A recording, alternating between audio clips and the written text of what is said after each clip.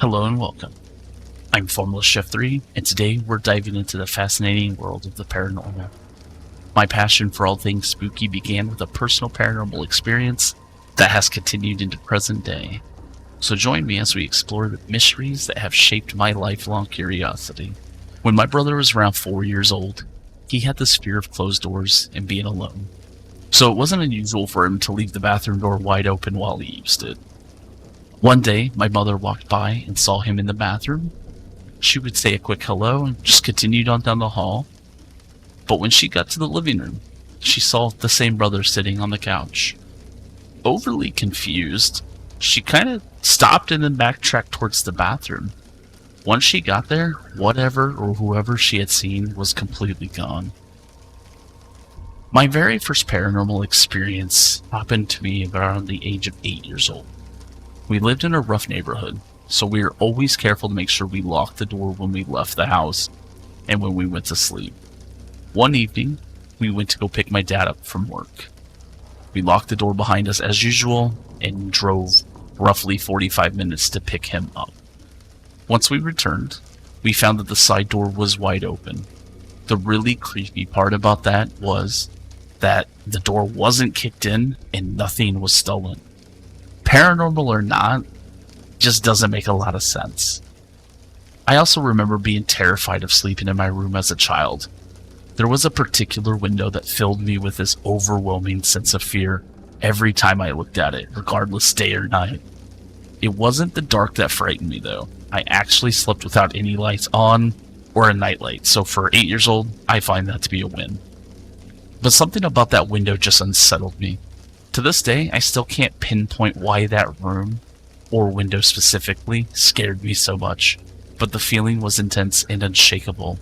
Granted, those last two may not be considered paranormal, but it kind of shapes my feeling that A, I don't scare easy, but 2, you have these weird feelings and they always tell you to trust your intuition. My teenage years began a bit on the rough side. I was 12 years old, my family was going through a very difficult time, we ended up homeless. My mother, myself, my father, my youngest brother were living together in a homeless shelter. Essentially, I was there to help my parents with my youngest brother. The remaining siblings I had stayed with relatives, while we were trying to figure out our next steps as a family. One morning, I was jolted awake by my mom's screams. Jumped out of bed, ran to where the screams were coming from, and there is when I found my father lying on the ground, unresponsive and dying.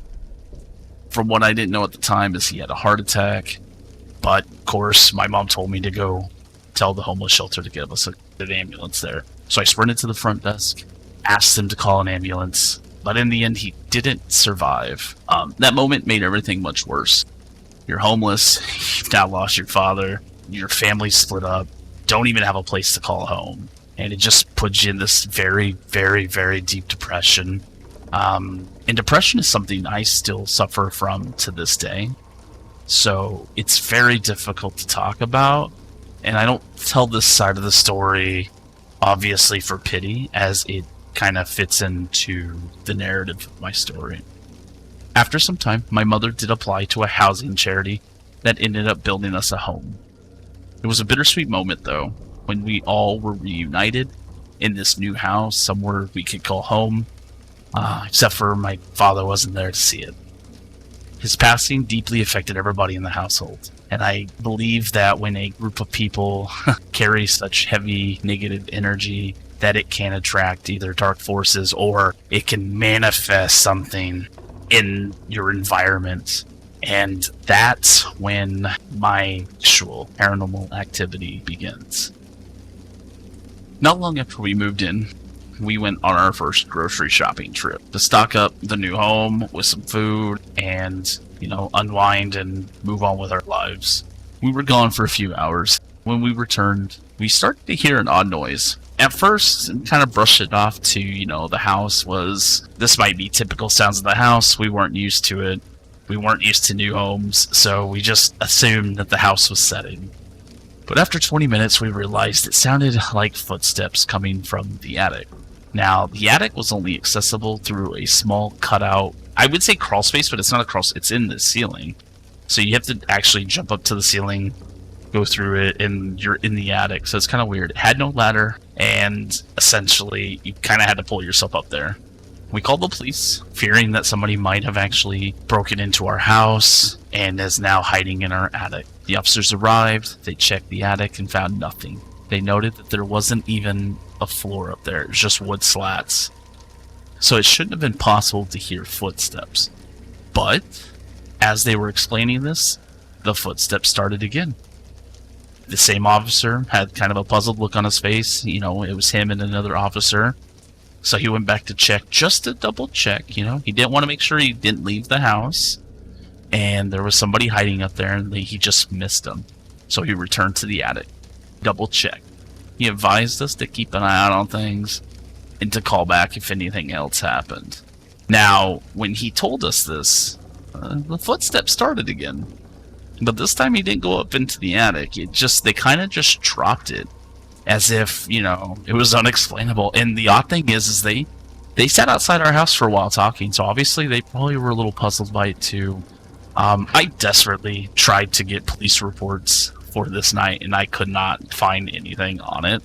So I don't know if maybe records just didn't go that far back, or if maybe the officers didn't write a report, because, I mean, let's be real. What are you going to say? You went into an attic, you heard noises, and a ghost is haunting a house. Just doesn't sound very good for you. Things took an even creepier turn during the first winter in that house. One afternoon, I went outside and noticed footprints in the snow directly in front of my window. After carefully searching that they were an adult person's footprints, curiosity got the better of me. I decided to check the windows in front of my brother's room. Sure enough, you could see the footprints walking from my room to my brother's bedroom, and from my brother's bedroom to my mother's bedroom. And then all the way to the front of the house, and all the way around the house, and then back to my window, which is really weird. But what was the most unnerving part of this was there was no footprints leading to or away from the house. I couldn't understand how that was even possible. But every winter, where we got snow, this would happen. And each time I would be more dumbfounded as I was the first time I noticed it. There might be a reasonable explanation for this. I still don't have one. The simple fact that it would just appear there kind of unnerves me, thinking that somebody is just watching into the house when we're all sleeping. One night I decided to talk to my mom about the strange things that have been happening around the house. As we were discussing it, she mentioned to me that she experienced some weird occurrences herself. Just as she was speaking, we were startled by a loud crashing noise coming from the front room. I, of course, rushed to the kitchen and found every single pot and pan we owned scattered across the middle of the kitchen floor. It made no sense. There was no way they could have fallen out on their own, and it never happened again. But it felt like whatever was causing the disturbances didn't like us talking about it, because every time I had brought it up to somebody, something like this would happen, and it's kind of strange. I want to fast forward a few years. Though the activity continued, it was mostly small things. Lights turning on by themselves, the fridge door being open when we returned home, even though the house was locked when we left and locked when we returned. But one spring night, something much more intense happened. We were all in our bedrooms when this massive banging noise started on the walls in the living room. At first I thought it sounded like drumming, but it was definitely not drumming. I rushed out of my room to see what was happening. I met my family in the front room, and my mother sounded like it was somebody was outside hitting the side of the house. Being the oldest male now in the house, I decided to grab my bat and headed outside to investigate. Now, I'm not gonna lie here, I was freaking terrified. Being outside alone, not knowing what I might find, was nerve-wracking.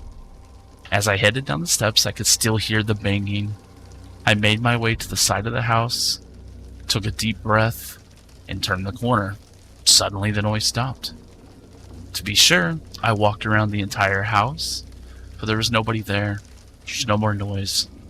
It was mind-blowing because I had heard the banging right up until the moment I turned that corner. If someone had been there, I should have seen them running off, but there was nothing, and there was no one. It's kind of weird, kind of crazy. To this day, something I still have not been able to explain. Thank you for watching. If you enjoyed this video, please give it a thumbs up.